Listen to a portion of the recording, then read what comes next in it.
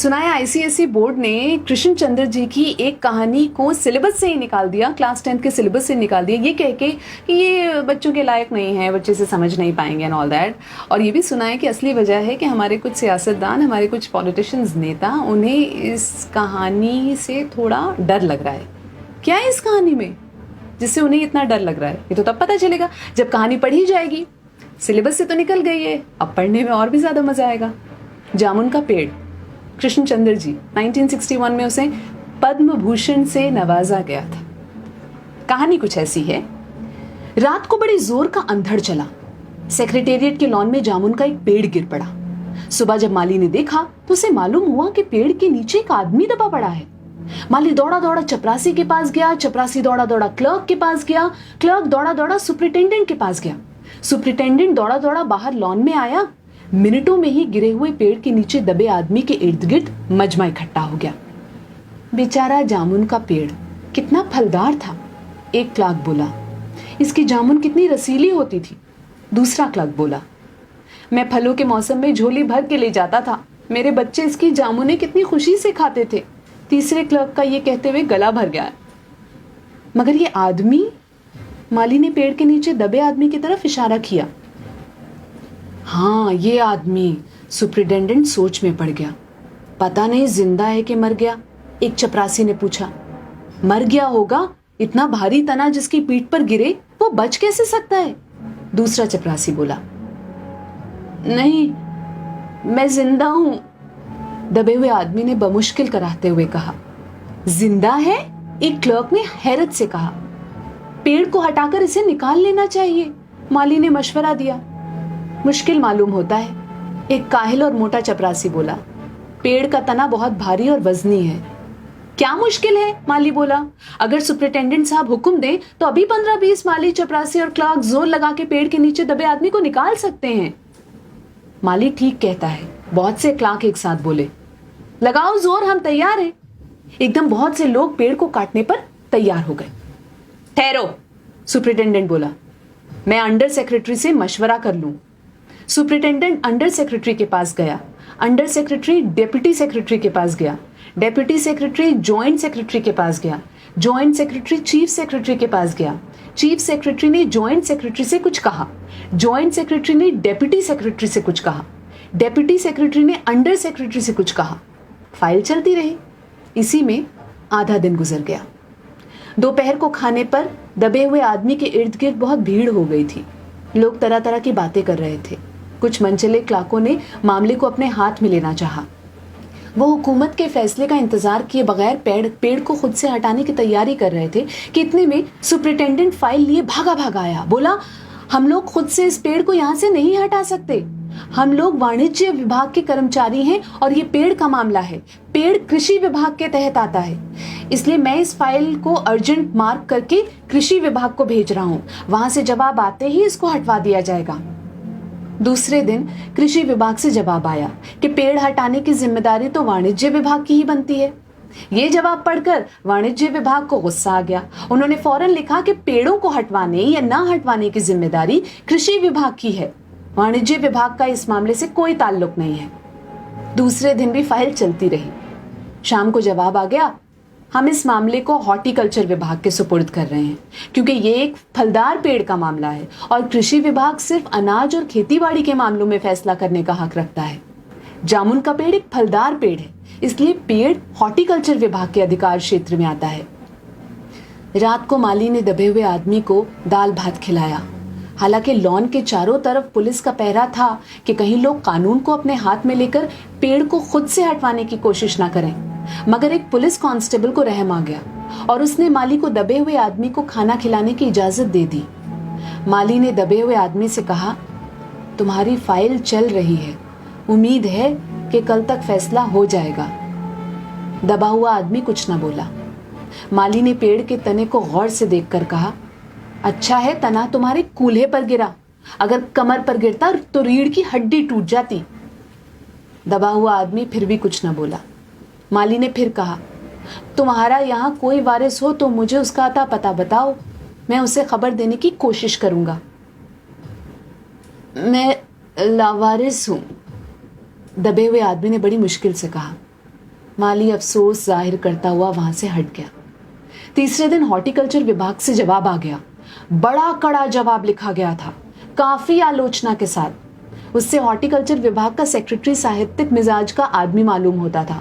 उसने लिखा था, हैरत है, इस समय जब पेड़ उगाओ स्कीम बड़े पैमाने पर चल रही है, हमारे मुल्क में ऐसे सरकारी अफसर मौजूद हैं जो पेड़ काटने की सलाह दे रहे हैं, वो भी एक फलदार पेड़ को, और वो भी जामुन के पेड़ को, जिसका फल जनता बड़े चाव से खाती है। हमारा विभाग किसी भी हालत में इस फलदार पेड़ को काटने की इजाजत नहीं दे सकता। अब क्या किया जाए? एक मंचले ने कहा, अगर पेड़ नहीं काटा जा सकता तो इस आदमी को काट कर निकाल लिया जाए। ये देखिए, उस आदमी ने इशारा से बताया। अगर इस आदमी को बीच में से यानी धड़ की जगह से काटा जाए तो आधा आदमी इधर से निकल आएगा और आधा आदमी उधर से बाहर आ जाएगा, और पेड़ भी वहीं का वहीं रहेगा। मगर इस तरह से तो मैं मर जाऊंगा, दबे हुए आदमी ने एतराज किया। ये भी ठीक कहता है, एक क्लर्क बोला। आदमी को काटने का नायाब तरीका पेश करने वालों ने एक पुख्ता दलील पेश की। आप जानते नहीं, आजकल प्लास्टिक सर्जरी के जरिए धड़ की जगह से इस आदमी को फिर से जोड़ा जा सकता है। अब फाइल को मेडिकल डिपार्टमेंट में भेज दिया गया। मेडिकल डिपार्टमेंट ने फौरन इस पर एक्शन लिया, और जिस दिन फाइल मिली उसने उसी दिन विभाग के उस सबसे काबिल प्लास्टिक सर्जन को जांच के लिए मौके पर भेज दिया। सर्जन ने दबे हुए आदमी को अच्छी तरह टटोलकर उसकी सेहत देखकर खून का दबाव, सांस की गति, दिल और फेफड़ों की जांच करके रिपोर्ट भेज दी कि इस आदमी का प्लास्टिक ऑपरेशन तो हो सकता है और ऑपरेशन कामयाब भी हो जाएगा, मगर आदमी मर जाएगा। लिहाजा ये सुझाव भी रद्द कर दिया गया। रात को माली ने दबे हुए आदमी के मुंह में खिचड़ी डालते हुए उससे बताया, अब मामला ऊपर चला गया है। सुना है कि सेक्रेटेरिएट के सारे सेक्रेटरियों की मीटिंग होगी, उसमें तुम्हारा केस रखा जाएगा। उम्मीद है सब काम ठीक हो जाएगा। दबा हुआ आदमी एक आह भरकर आहिस्ता से बोला, हमने माना कि तगाफुल न करोगे, लेकिन खाक हो जाएंगे हम तुमको खबर होने तक। माली ने अचंभे से मुंह में उंगली दबाई, हैरत से बोला, क्या तुम शायर हो? दबे हुए आदमी ने आहिस्ता से सर हिला दिया। दूसरे दिन माली ने चपरासी को बताया, चपरासी ने क्लर्क को और क्लर्क ने हेड क्लर्क को। थोड़ी देर में सेक्रेटेरिएट में यह बात फैल गई कि दबा हुआ आदमी शायर है। बस फिर क्या था, लोग बड़ी संख्या में शायर को देखने के लिए आने लगे। इसकी खबर शहर में फैल गई और शाम तक मोहल्ले मोहल्ले से शायर जमा होने शुरू हो गए। सेक्रेटेरिएट का लॉन भांति भांति के शायरों से भर गया। सेक्रेटेरिएट के कई क्लर्क और अंडर सेक्रेटरी तक, जिन्हें अदब और शायर से लगाव था, रुक गए। कुछ शायर दबे हुए आदमी को अपनी गजलें सुनाने लगे। कई क्लर्क अपनी गजलों पर उनसे सलाह मशवरा मांगने लगे। जब ये पता चला कि दबा हुआ आदमी शायर है तो सेक्रेटेरिएट की सब कमेटी ने फैसला किया कि चूंकि दबा हुआ आदमी एक शायर है, लिहाजा इस फाइल का ताल्लुक ना तो कृषि विभाग से है और ना ही हॉर्टिकल्चर विभाग से, बल्कि सिर्फ संस्कृति विभाग से है। अब संस्कृति विभाग से गुजारिश की गई कि वो जल्द से जल्द इस मामले में फैसला करें और इस बदनसीब शायर को इस पेड़ के नीचे से रिहाई दिलवाई जाए। फाइल संस्कृत विभाग के अलग अलग सेक्शन में होती हुई साहित्य अकादमी के सचिव के पास पहुंची। बेचारा सचिव उसी वक्त अपनी गाड़ी में सवार होकर सेक्रेटेरिएट पहुंचा और दबे हुए आदमी से इंटरव्यू लेने लगा। तुम शायर हो? उसने पूछा। जी हाँ, दबे हुए आदमी ने जवाब दिया। क्या तखल्लुस रखते हो? अवस। अवस? सचिव जोर से चीखा, क्या तुम वही हो जिसका मजमुआ कलामे अक्स के फूल हाल ही में प्रकाशित हुआ है? दबे हुए शायर ने इस बात पर सिर हिलाया। क्या तुम हमारी अकादमी के मेंबर हो? सचिव ने पूछा। नहीं। हैरत है, सचिव जोर से चीखा, इतना बड़ा शायर, अवस के फूल का लेखक और हमारी अकादमी का मेंबर नहीं? उफ, कैसी गलती हो गई हमसे। कितना बड़ा शायर और कैसे गुमनामी के अंधेरे में दबा पड़ा है। गुमनामी के अंधेरे में नहीं, बल्कि एक पेड़ के नीचे दबा हुआ। भगवान के लिए मुझे इस पेड़ के नीचे से निकालिए। अभी बंदोबस्त करता हूं, सचिव फौरन बोला और फौरन जाकर उसने अपने विभाग से रिपोर्ट पेश की। दूसरे दिन सचिव भागा भागा शायर के पास आया और बोला, मुबारक हो, मिठाई खिलाओ, हमारी सरकारी अकादमी ने तुम्हें अपनी साहित्य समिति का सदस्य चुन लिया है। ये लो ऑर्डर की कॉपी। अरे मुझे मगर इस पेड़ के नीचे से तो निकालो, दबे हुए आदमी ने कर्राह कर कहा। उसकी सांस बड़ी मुश्किल से चल रही थी और उसकी आंखों से मालूम होता था कि वो बहुत कष्ट में है। ये हम नहीं कर सकते, सचिव ने कहा। जो हम कर सकते थे वो हमने कर दिया। बल्कि हम तो यहां तक कर सकते हैं कि अगर तुम मर जाओ तो तुम्हारी बीवी को पेंशन दिला सकते हैं। अगर तुम आवेदन दो तो हम ये भी कर सकते हैं। मैं अभी जिंदा हूं, शायर रुक रुक कर बोला।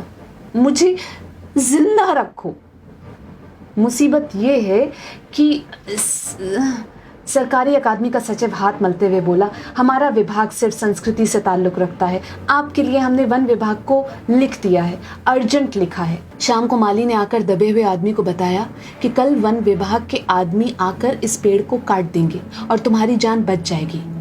माली बहुत खुश हुआ।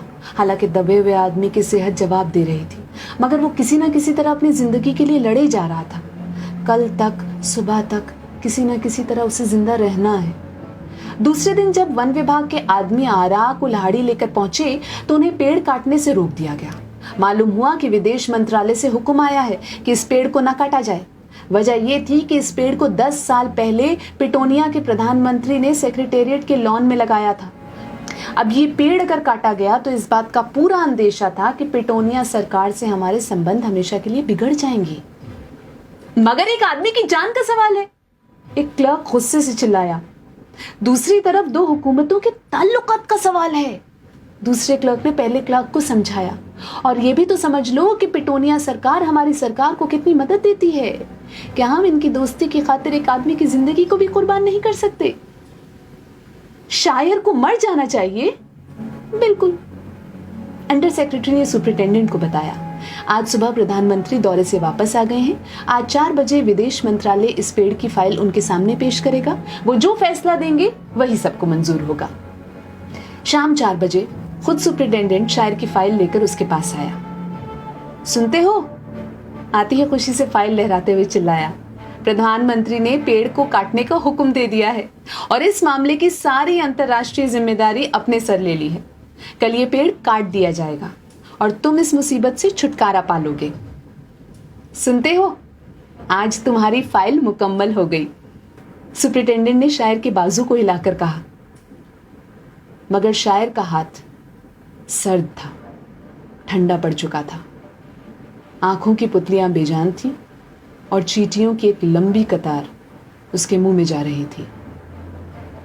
उसकी जिंदगी की फाइल मुकम्मल हो चुकी थी। अब इस कहानी से क्या एतराज है? आप खुद ही समझदार हैं।